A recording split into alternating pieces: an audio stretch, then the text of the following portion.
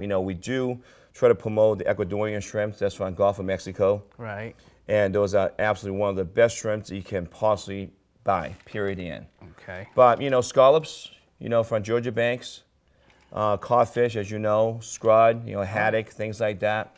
We try to promote a lot of those dishes, a lot of seafood dishes from our area. Right. Well, that's what I was getting at. Right.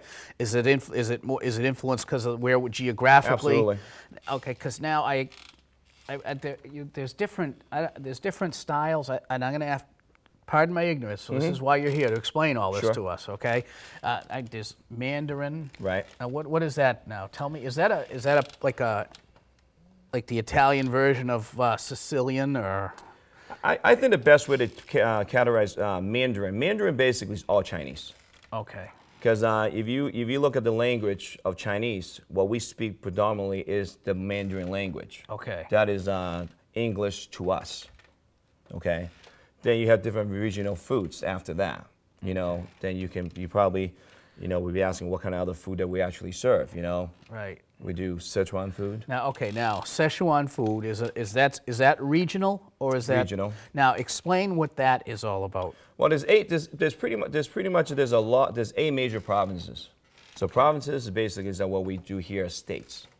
Now, as we know, every state that we in our country, we have different regional foods. Now, correct. Sichuan food is the province of Sichuan.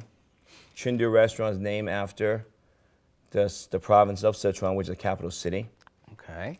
And Sichuan cuisine itself is a regional food that boasts a lot of spiciness. Right. Spicy food. Right. Lots of peppers, lots of spices. Lots of peppers. I mean, not everything pepper, but majority of the items that they serve, regional food is very spicy.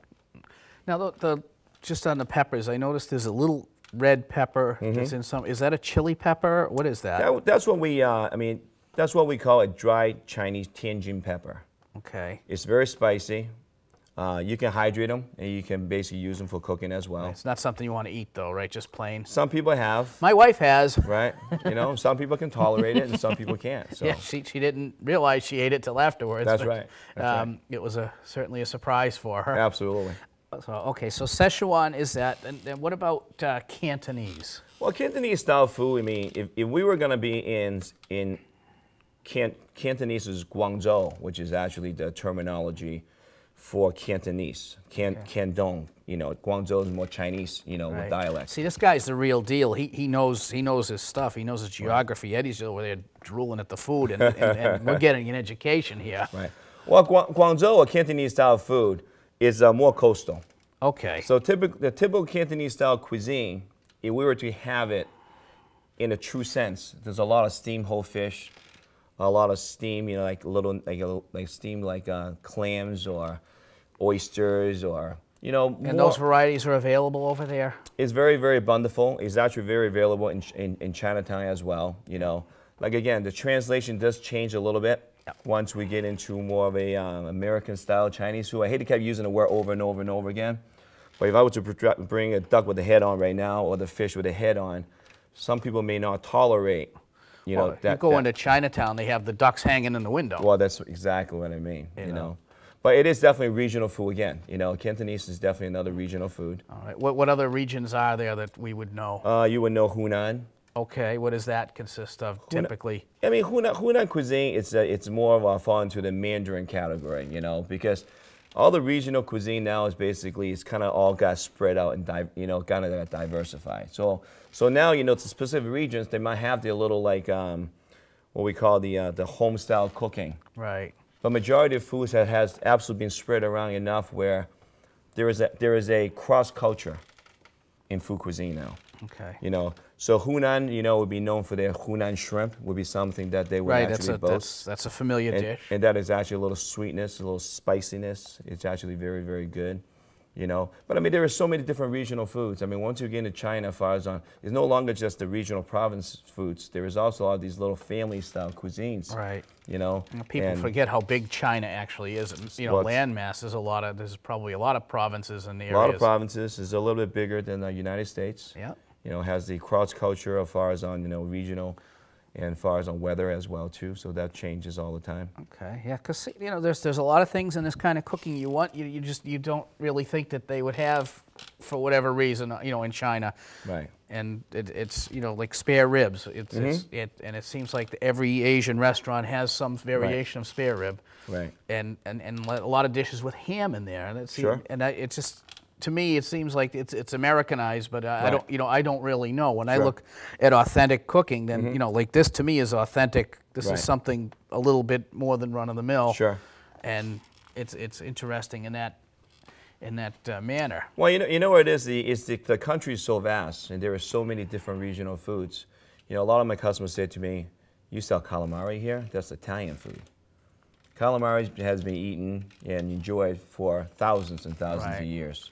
But because the country is so vast, they have all these regional foods. But unfortunately, a lot of these regional cuisines have not been brought over here or have not been translated into this. Right. You know, and it's going to take some time, you know, for us Americans to, you know, becoming more familiar with it. Right.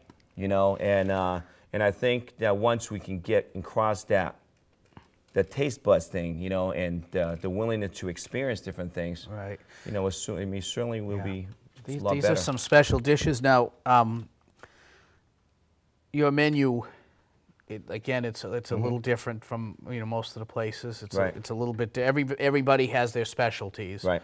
And when people think, you know, of the basics, the fried rice, the egg foo young, egg rolls, things like that. Sure. You offer all this. We do. Okay. Absolutely. And if somebody wanted you to make something up, you would be willing to accommodate that? There's nothing that we can't make. Special diet, say? Absolutely.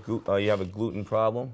Okay. Not a problem. We have people we have customers that's definitely allergic to seafood. Right. One of the things that we have to always watch out for is cross-contamination. Right, peanuts and whatnot. Well, peanuts, and you know, some people are allergic to seafood. I mean, when we have a salad bar full of different meats, there are sometimes, you know, when you have somebody that's actually have allergies, whether it's to seafood or gluten, you want to make sure that, you know, the ladles are being properly cleaned, the woks are being properly cleaned. You're not reusing the same oil that you just cook peanuts in. Right. For somebody with peanut allergy. Or peanut oil. Or peanut oil for that, you know. We don't even use peanut oil anymore. Oh, you don't? No. Really?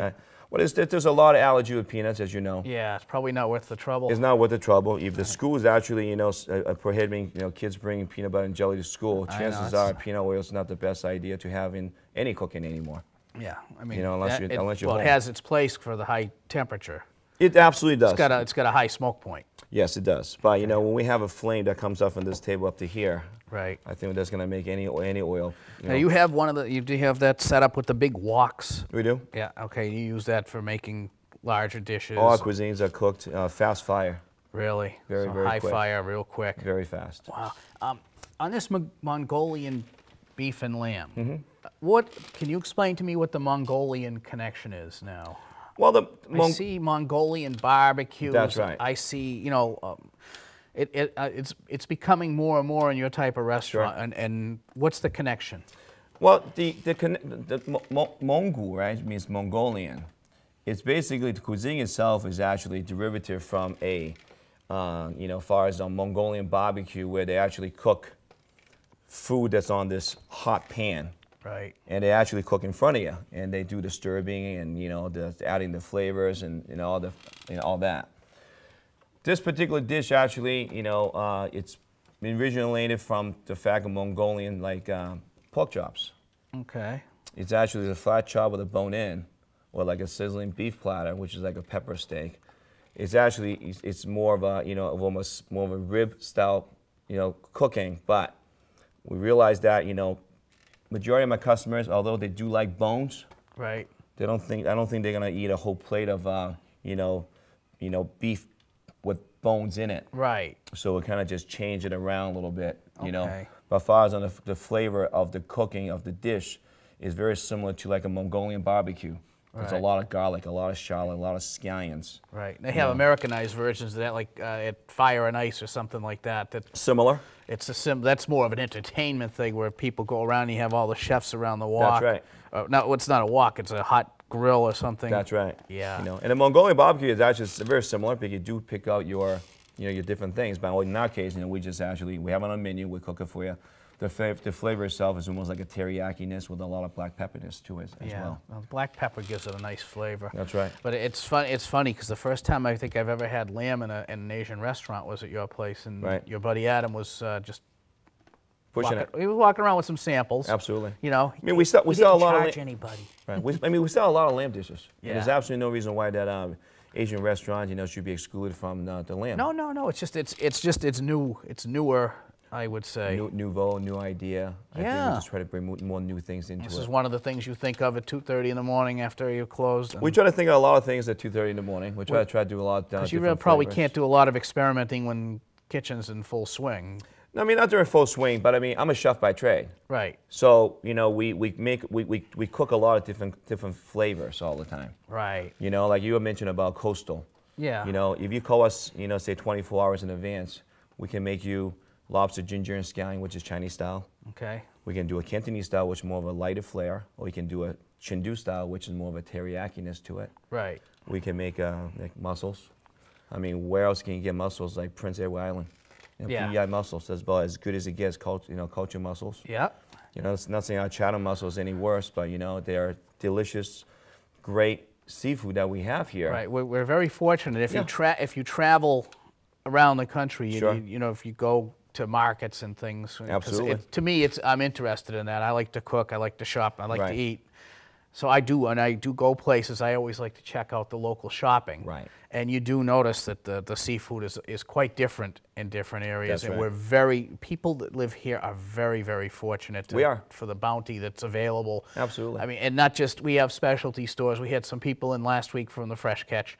But I mean, just pretty much anywhere. That's why I think a lot of the big chain restaurants that do seafood have all pretty much gone bye-bye around here, because it's very difficult to compete with what the locals can offer. Right. And another thing that's also very interesting too is that we have a abundance full of seafood in our eastern seaboard, but there's a lot of great seafood, as you know, in Seattle, and California ways, Alaska that ways.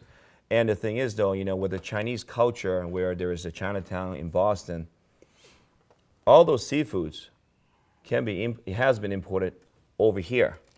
It may not exist in your local fishmonger. Right. But if you guys take a little time and go to Chinatown, granted, I know sometimes it's not quite as cleanliness-wise is what we like, Super Stop and Shop or Shaw's of the world.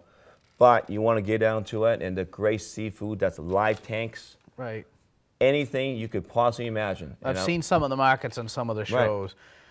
And they, I don't know the different names of the markets, and it really doesn't matter. But yeah, they do show all the different fish in the tanks. It's like, what the heck is that? But all that could be acquired, you just call us ahead of time, and 24 hours, we can cook you an 18-course gourmet dinner. You'd be like, wow. Now we talked about this before. Yeah, you had mentioned before that you had the food critics in, and just there's some sample articles on your walls and everything. I will say that the food critics in general are honing in on the greater Mansfield area, and there's been a lot of attention with that. And I've noticed the Phantom Gourmet's been in town, and I think we got the other TV Diner. And then there's shows in Rhode Island that a lot of people don't even realize. Sure. And Mansfield's really, this area has really been a draw to these people. Well, it's growing. I mean, we're on the cross section of 495 and 95. Right. And 24. We're lucky to have so many different restaurants in town. We're not overly saturated with anything,